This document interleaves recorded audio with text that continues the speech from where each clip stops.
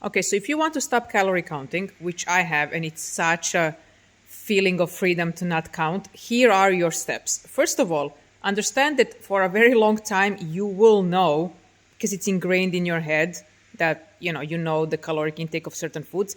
Even though you don't use the app, you will know more or less how many calories you're eating. Time has to pass before you stop doing this automatic calculation in your head. So step number one, delete all the apps. Step number two, you're putting food on the plate without looking at labels, how many calories certain food had. You don't look at nutrition, values. You don't take things from the box and then start calculating. You just put things on the plate, basically eyeballing more or less how much food you would eat in general without forcing yourself to look at nutritional values. Step number three, try to eat, if you can, out where you don't know the caloric value, or try to see if someone can make you a meal, or if you can order some food where you will not necessarily know how many calories it has.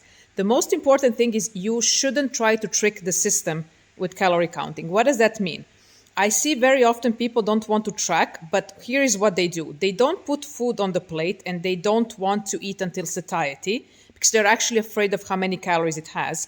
So what they're doing is they're a little bit snacking and grazing throughout the day because those calories they still remember. Like a cracker here, a string of cheese there, an apple here, and they're still doing some mental calculations. You want to have a regular meal where you can kind of let go and understand that I would not be able to calculate how many calories is in this bowl. Because if you do this snacking and grazing and still sort of calculating, you will never feel full.